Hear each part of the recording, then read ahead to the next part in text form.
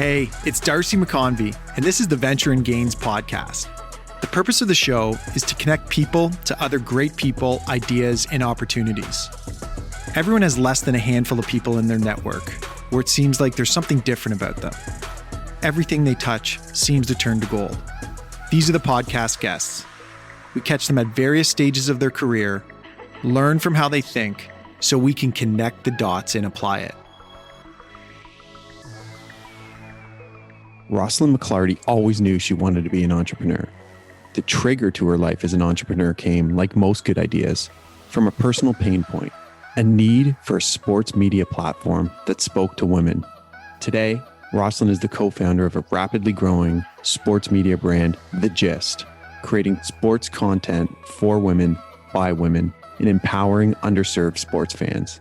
Everyone wants to be a part of the watercooler chat. For many women, sports can feel like a boys' club, exclusionary and intimidating, and generally male-dominated. Here are a couple stats. Less than 14% of sports journalists are female, less than 4% of sports media coverage is on female athletes, and less than 2% of C-suite executives in major sports leagues are women. Sports is one of our social currencies, bringing people together.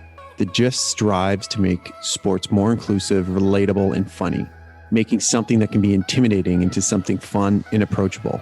For brands, it's an interesting opportunity to align with the growing and interesting demographic and audience. We cover some great topics and have a wonderful conversation. You can find The Gist at thegistsports.com and their podcast, The Gist of It. Here we go with Roslyn. Welcome back to season 2 of the Venture and Gains podcast. Today, very excited to have Roslyn McLarty from The Gist on the Venture and Gains podcast.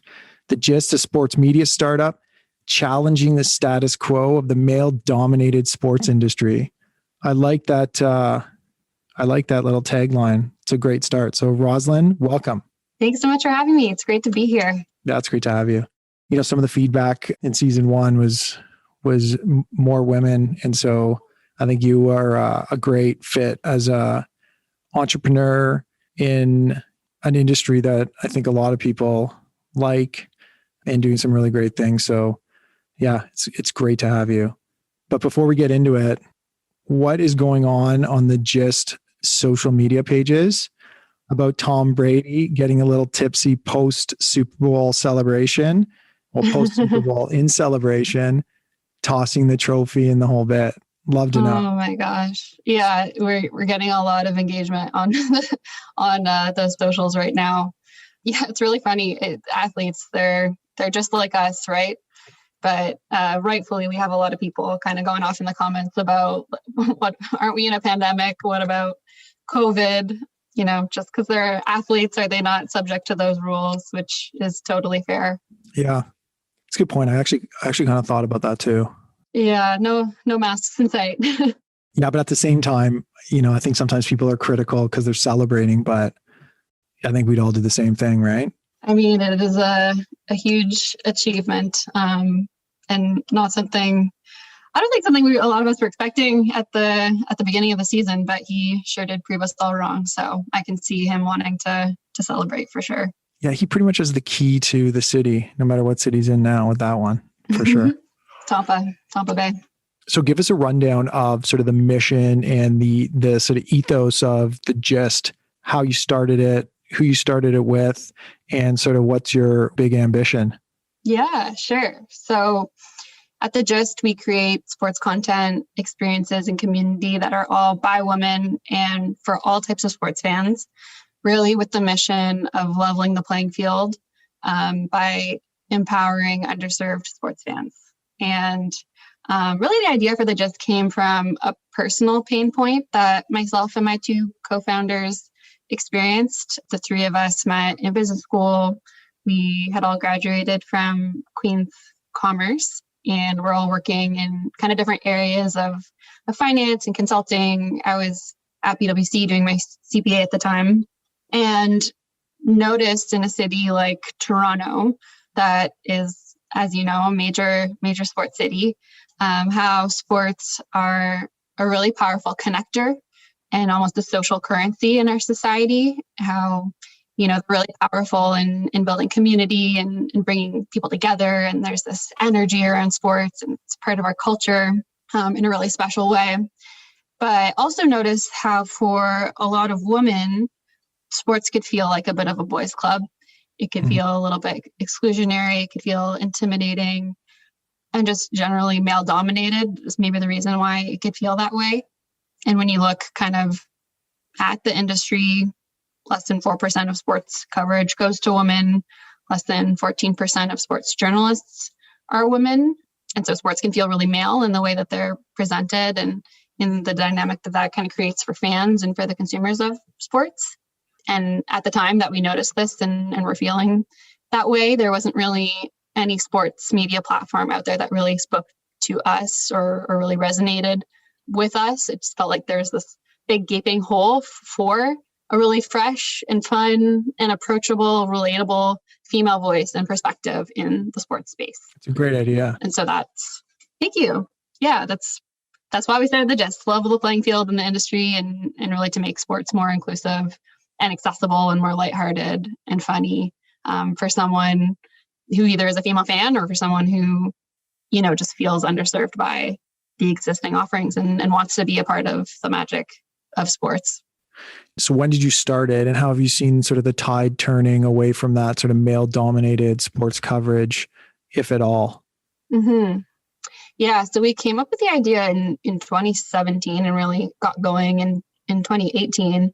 And it has been really positive. I think kind of the progress in the space that we've been seeing, definitely not, I think, where we would want it to be. There's still such a long way to go, but I think that there definitely has been some positive momentum in the coverage for women's sports and the popularity of women's sports. The NWSL went up in viewership by 500% in 2020. The WNBA finals, I think, had a 69% increase in viewership from the prior year. Or I think it was 30%, but the NBA had a 69% decrease. So, there is an increase in popularity in women's sports. And then there's also been a lot of conversation, it feels like, around the coverage that women in sports are getting, the pay equity piece. We're seeing a lot more women kind of coming into these roles in the industry that predominantly men were filling before. So female coaches and referees and women on the sports operations sides of things and executives. You saw Kim Ang was promoted to the general manager of the Miami Marlins. So it feels like there's definitely a lot of positive momentum there since we've started the Gist, which is really exciting to see. It's great. And so what are the mediums that, you guys offer? Like, what are the assets? So there's a newsletter, podcast, and maybe walk me through sort of the comprehensive package and some of the things that are relatively new and that you're doing to sort of grow the brand. Mm-hmm.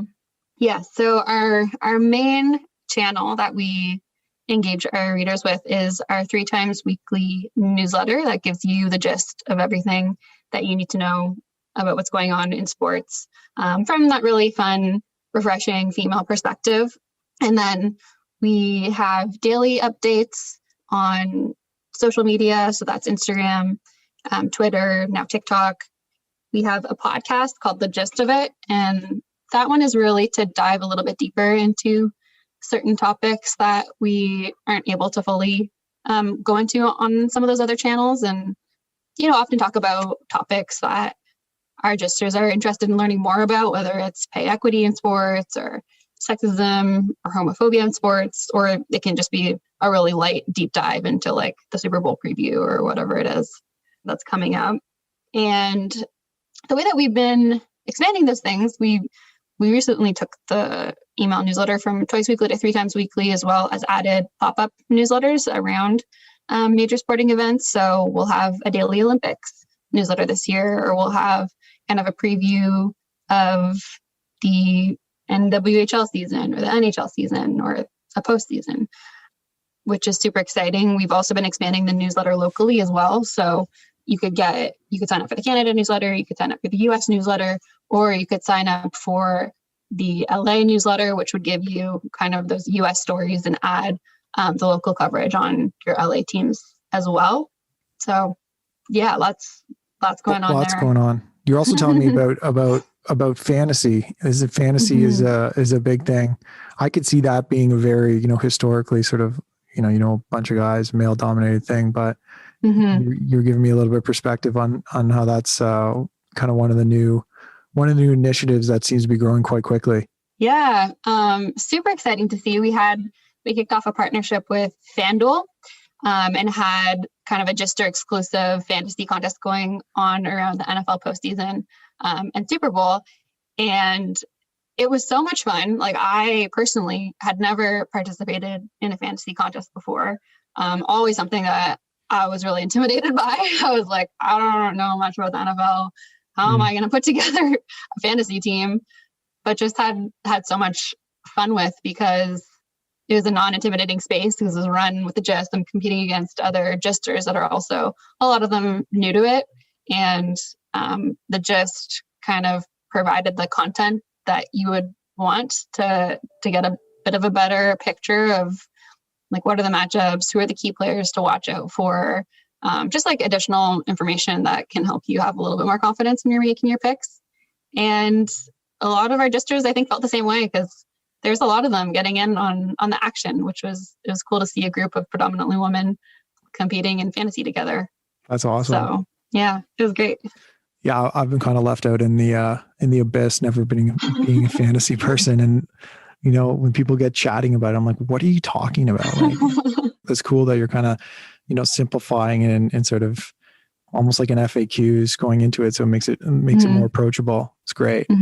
So the newsletters that I've seen, it's, there's kind of like 5 major stories, I guess it is. So how do you choose the stories that are most relevant? And are you guys just internally kind of saying, like, I think these would be the 5 that we want to show, or is it like feedback based? So how do you do that? And then how do you do it in different cities as well? Yeah, it's definitely a mix of a lot of those things. Our content team just kind of keeps an eye of what's the news that's breaking, what are the major stories based off of what we know is coming up in sports. And the idea is really to pick, those top most relevant stories that people are going to be talking about, that are kind of like the must know. So if it wasn't the pandemic and you're going into work, like, these are the things people are going to be talking about, while also making sure that there's a good balance of male versus female sports coverage in there too. And we have like a team Slack going, and an Instagram DM for our team going, and anytime that there are interesting stories that are breaking that we think would be good for one of the channels, whether that be the newsletter or the Instagram or the Twitter or the podcast, people just post the ideas in there, and then the team kind of takes it away, and the evening before newsletter night decides together what the stories are going to be. But yeah, to your point, there's definitely a lot of feedback that gets taken into consideration. We ask people when they onboard, like, what are their favorite sports that they want to hear about. I think just the nature of how we are delivering our sports news through email or social media, and the places that people are scrolling and spending time, and where there can be a two-way conversation, it's a pretty intimate space. And so I think it makes our just feel like they can give us that feedback for us to improve, whether it be about the topic, or what sports or what major news they are wanting to be hearing more about or less about, as well as just like in general too, like the voice, the brand. So I think we've been really fortunate to have built the company in that way, and being able to get that feedback directly from our audience, because at the end of the day, that's a part of our competitive advantage, is being so close to the ground and building the company really from the ground up and in a really grassroots way has allowed us to deliver what people want in our target audience. Yeah, it sounds like high engagement. So, people are kind of like going on the ride with you. When you think about content, do you have like a criteria as to how you cover like a portion of, say, if there's 5 points that you highlight in every newsletter, a portion are women's sports, or is it just sort of delivering the message in a more digestible way for your audience, and it could just be broad sports? Like, do you have a mandate to say, 40% should be women's sports coverage, versus it can be any combination of women's versus male sport, but we're going to deliver it in the way that we think suits our audience best? I think it's a little bit of both. I'm not quite as close to the content as the content team, so I don't know exactly what that percentage is, but I know that there's one that they try and make sure that there's a minimum amount of women's sports coverage that we talk about every week or in every newsletter. But yeah, the other big piece of it too is just bringing that female voice and perspective, whether it's just like the tone and the pop cultural references and the sayings that make it feel like it's really for you, to kind of bring that more critical female perspective to the topics like pay equity and any of the social issues and whatnot. That is refreshing for the audience, whether it's men or women or whoever it is that's consuming it. It's just different. Right. And so what, like when you guys set out down this path or down this journey, is there a media brand or a couple brands that you look to as kind of like the shining star that you're, maybe not doing the same thing as, but as something that you sort of model your business after? Yeah, there's definitely a few in the space, particularly in the email newsletter space, that I would say we follow a little bit more, like for their tactics and how they're structuring their business and how they're growing and whatnot. The Morning Brew would be one of those. The Skim was actually the one that gave us the initial idea for the Gist. And, a lot of those email newsletter companies all have done something really cool in different ways. And we take a lot from kind of their playbooks, which is great because less kind of mistakes for us to make starting out. It's nice to have someone to be able to look to. I think like female founders in general that are paving the way in male dominated spaces. Like in the news yesterday was the Bumble IPO. And that has been such an inspiring story for us because, she came from a place of, she was at Tinder and experienced sexual harassment and left and went and started a company that was fully around the mission of woman first, woman making the first move, zero tolerance for any like male bullshit stuff happening on the platform, just like totally female empowerment. Her board is 73% women. So that is like another example of someone that we would look to, I would say, probably more on like that mission and the way that you're building the company and culture kind of level too. That's awesome. It's always good to have that. It's like a mentor, but a business. So I see that you've been, you highlight on your website, incubated by and accelerated by global brands like Facebook, MLSE, Comcast, Techstars. So in Forbes, 30 under 30 in media. So a lot of like accolades. How early on did they sort of engage and see the potential and the power in what you're doing? Different ones at different stages. The earliest one was actually this incubator program called the Digital News Innovation Program that was being launched in partnership with the Ryerson DMZ and Facebook Journalism Project. And that was like a new incubator happening in Canada that we found out about just as we had come up with the idea for the Gist and had kind of been testing it out, and it was our side hustle at that point. And so they really took a chance on us. We put a lot of effort into like the business plan and the deck and the way that we presented it. And we were really lucky that the judges kind of saw something, I think, in the potential for the idea and in us as the founders. And that was like really the thing that we were like, okay, if we get into this program, we're quitting our full-time jobs and we're going full-time on the Gist, which in retrospect, looking back, I'm like, that's crazy. I can't believe we did that. So ballsy. Ignorance is bliss, I guess, in a way, right? Yeah. You're like, oh, never do that again, but I'm glad I did it. So glad I did it. But yeah, this is funny. But yeah, so that's really what got us started. And that came with some funding, and we had the opportunity to work out of the DMZ, which was really supportive and, provided us with mentors and introductions to fundraising and legal support, like all the things that you would kind of want as a really early stage startup.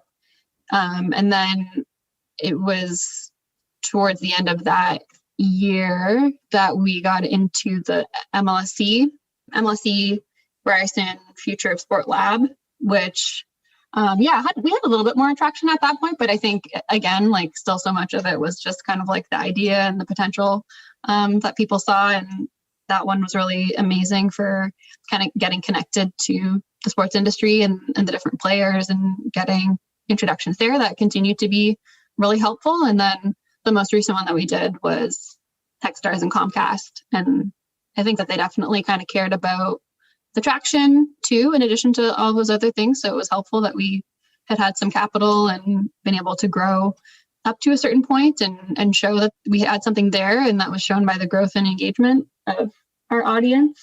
And that was really that moment. We moved down to Philly and we're working out of the Comcast offices and kind of had the backing of this major media telecom company and Techstars. And we launched in the US at that point. And that's when we saw our growth kind of go off the charts from there. I'm always curious, like how do, incubators and like groups like MLSE and Comcast, like how do they support you going forward, or do they? Mm-hmm. Not to throw them under the bus if they don't, but.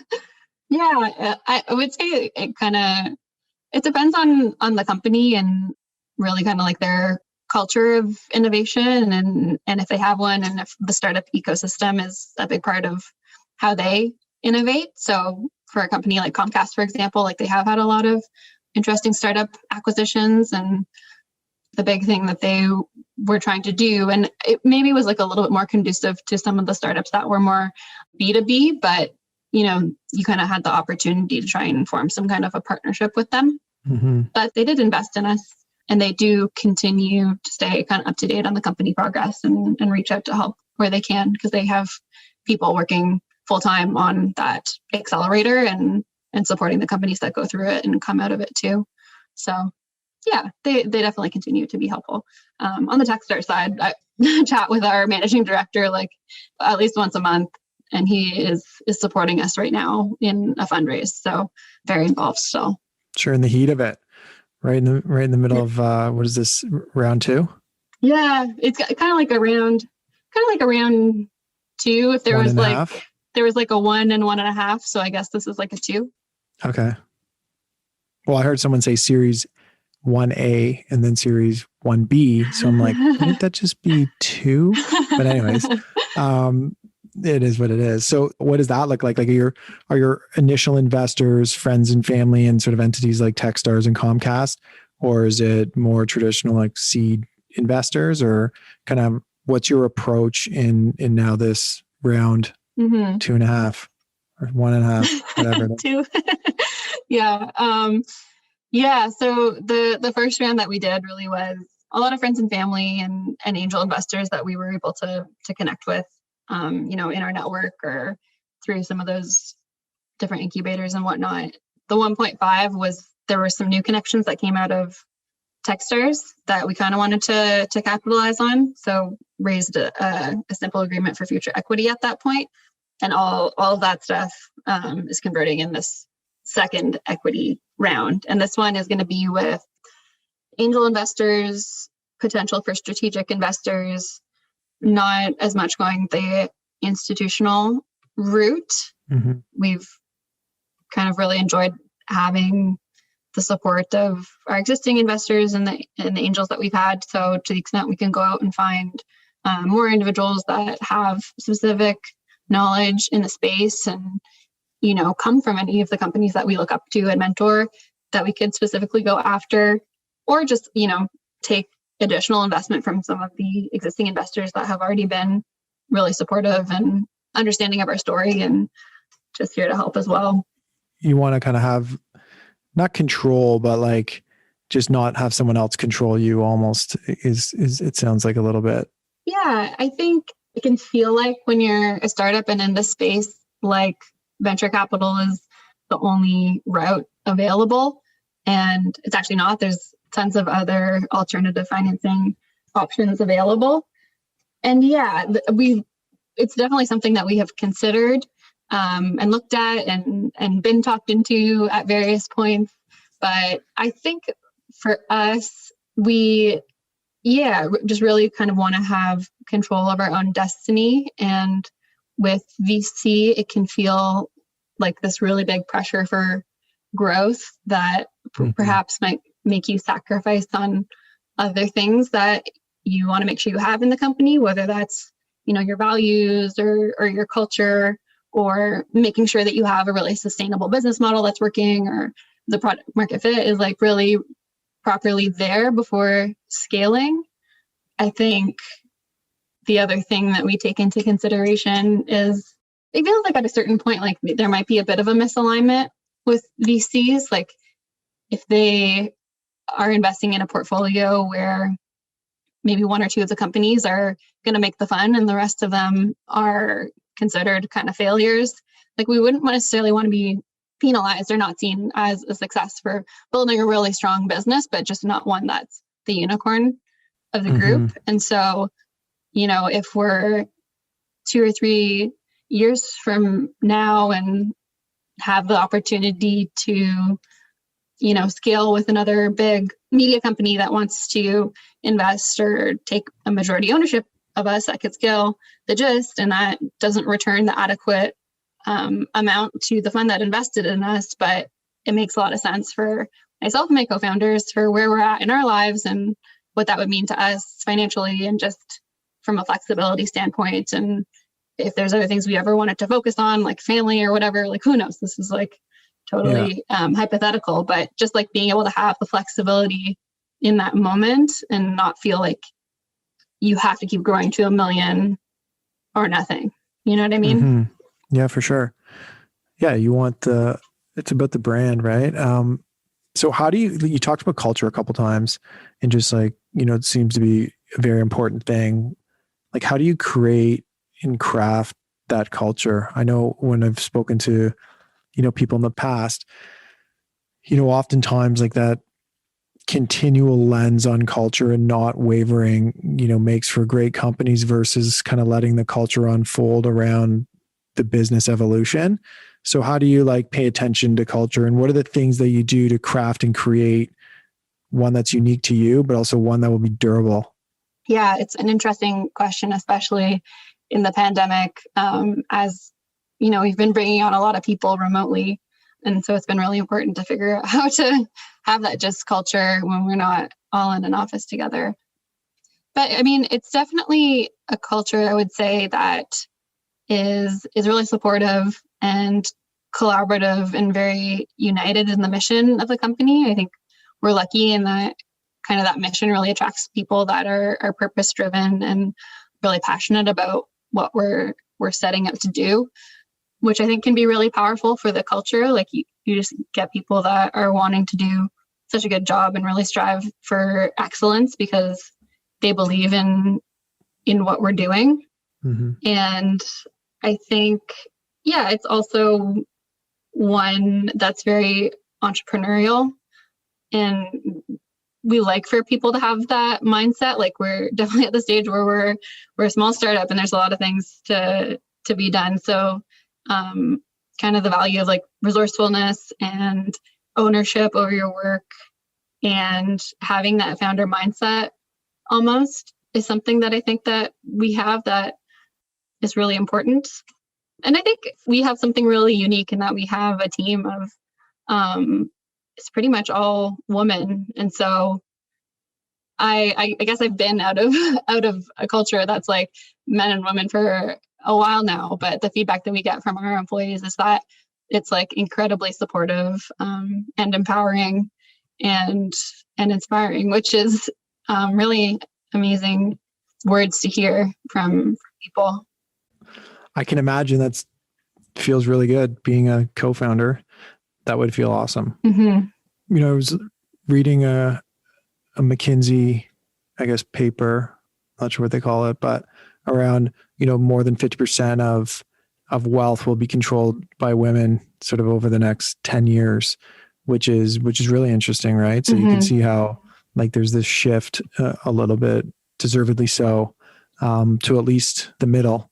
And, in wealth management, it sounds like it's going to shift even more towards women, which is interesting. That kind of makes me think about revenue. So like, what are the ways that you at the Gist generate revenue? And is it, I guess it's all eyeballs driven for the most part, but like, how do you make sure that you can keep the engine running quickly. Yeah. So right now we're monetizing predominantly through brand partnerships. So brands, companies that want to get in front of our premium audience of, I would say, predominantly female millennials.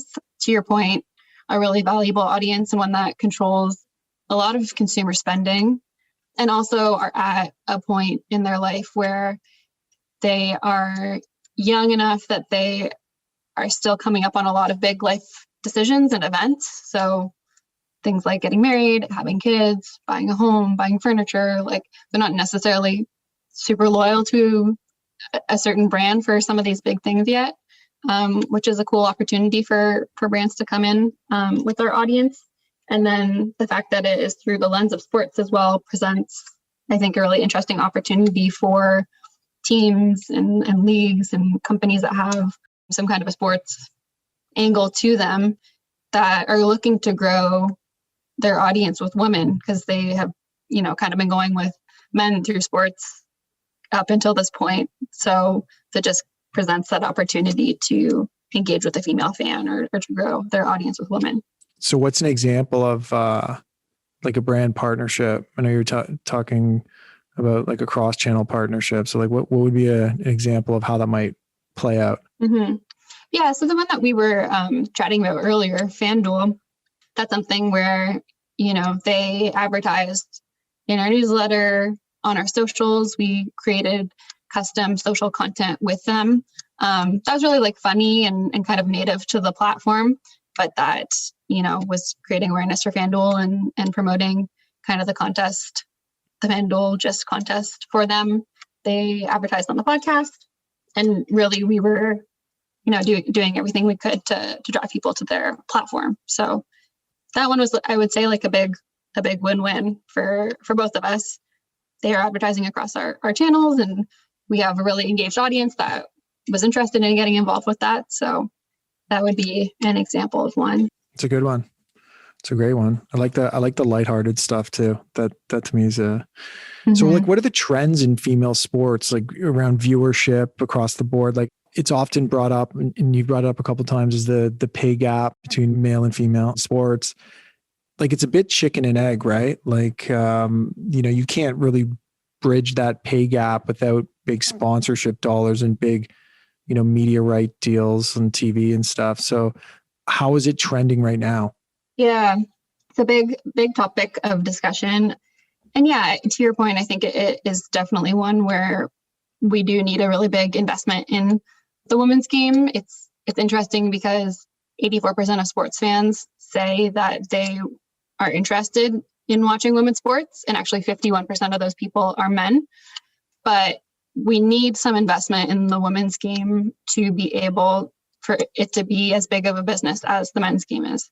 And if you kind of look at it, at the leagues and how long they've been around, a lot of the women's leagues are still just like in their infancy, whereas the men's leagues have been around for 50 to 100 years longer than than their female equivalents. So it's not really fair to compare them and to make that argument of, well, the women are making so much less revenue. The men were invested in, like the NBA was founded in 1946, the NHL in 1917, versus the WNBA was 1996, and the Canadian Women's Hockey League, which is now folded, was in 2007. So to compare them and say like one is making so much more revenue than the other isn't really fair, because we've been investing in men for so much longer, and we have, for whatever reason, and I think that reason is probably sexist and the way that we perceive women as valuable athletes. We haven't received the same investment in women. So it's kind of like early days. Yeah. It's in the early days. Yeah. It's infancy. Super early days. And I guess like as an example or comparable, SportsCenter has way bigger of an audience than the Gist, but that doesn't necessarily mean that the Gist doesn't have something to offer, isn't a good product, and there's not a ton of people out there that wouldn't love the Gist. So we need to keep investing in it so that we can get there. That's a good comparison. It's a good little plug. I like it. And I agree. What, just out of curiosity, what women's sport gets the most coverage? My guess is tennis, I think. Yeah, I think you might be right. I don't know exactly, but tennis is, I think it's the only, like one of the only sports where women receive the same prize money as their male counterparts. And yeah, it's one that does receive like a ton of coverage for the women. I actually kind of prefer watching the women's game. I think it's more exciting. But yeah, because the rallies are longer and stuff, right? Like it's not as much of a power game, kind of. Less like, not to take it on a tangent, but yeah, I feel like women's sport is the sport, golf too, but more women's tennis. It's been covered for quite a long time. I feel like they've always been gonna go on hand in hand, men's and women's. Yeah, and a lot of that was due in part to the great work that Billie Jean King put in back in the day. She like really started doing a lot of work around equal pay for female tennis players. And of course, there was the battle of the sexes where she, beat the man that said that the women's game was inferior. So I feel like that was a big stride too, and pretty epic. That'll do it. Yeah. So yeah, where do you see the gist, I guess, in call it 5 to 10 years? One of the things that I, correctly or incorrectly associate with right away is like a brand that gets purchased or put under the umbrella of Barstool. I don't know if that's an association you'd want or not want, but like, is that kind of the goal, or would you kind of want to be independent for as long as you can? Yeah, probably not Barstool. I don't think the values alignment is quite there in terms of female empowerment in some ways. But yeah, I think myself and my co-founders really enjoy working on the Gist and find a lot of purpose and meaning in the work that we do, and think that we have a long way to go, and we have a lot more ideas and plans to expand the brand into other channels, other business models, other offerings, other geographies.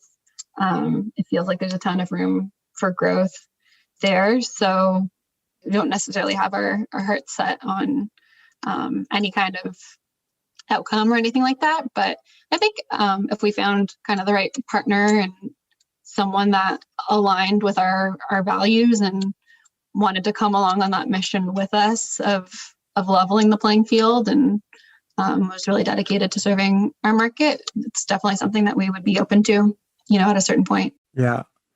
I'm always interested in this type of business.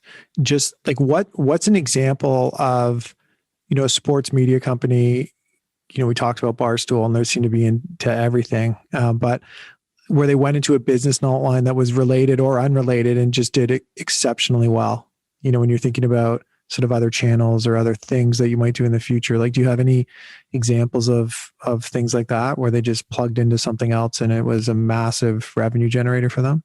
Yeah, I think there's definitely opportunity for that in this kind of female-centric sports space that we've carved out. I think that there definitely is opportunity to move into different verticals and business models. So like one obvious one would be college sports. There could be something interesting and more like the sports business, especially from that female woman in sports angle. Mm-hmm. Something else that we're interested in is like if we had some kind of like a membership model and we're doing a little bit more around like that community side of things. So we have a lot of ideas for where it could go and different ways that we could expand and different offerings that we could have.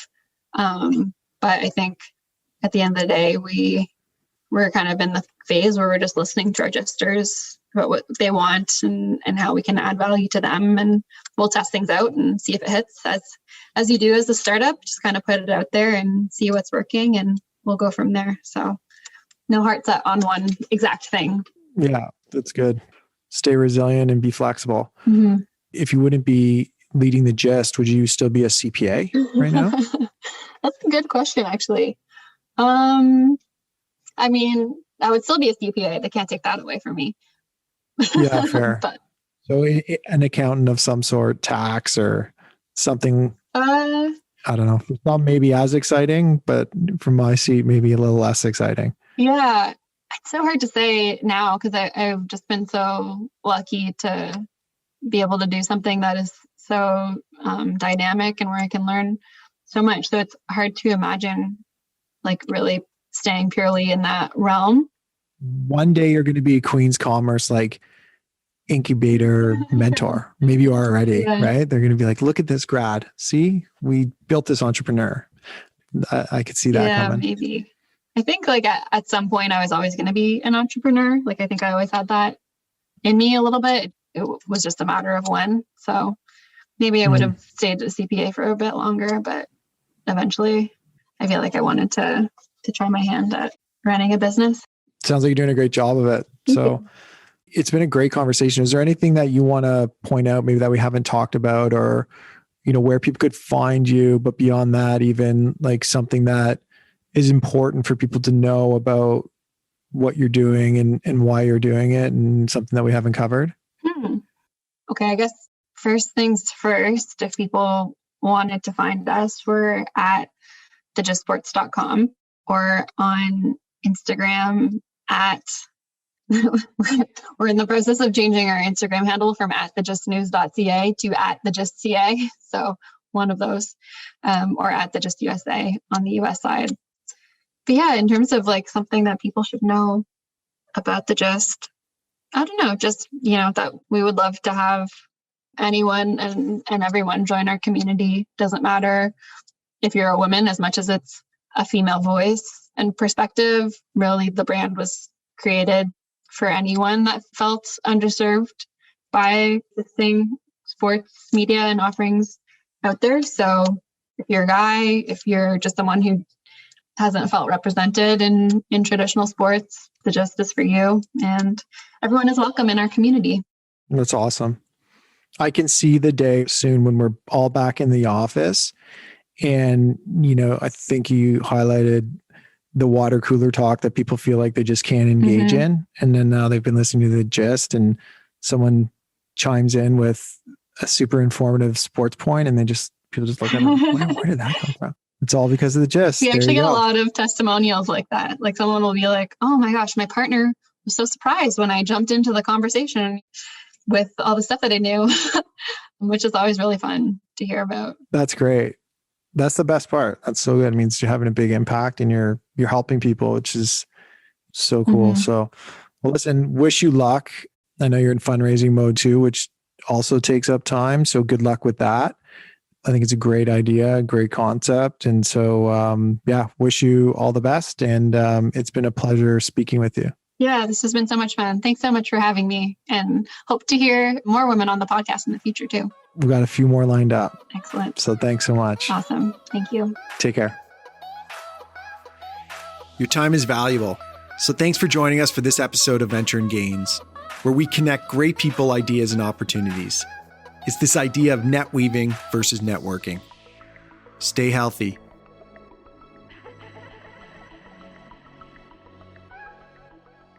Darcy McConvey is a director of private capital markets at Greybrook Realty Partners and is registered under Greybrook Securities, Inc. The opinions and statements expressed by Darcy and the Venture and Gains guests are their own, and they do not reflect the opinions of Greybrook Realty Partners or Greybrook Securities. This podcast is for informational purposes only and should not be relied upon as a basis for investment decisions.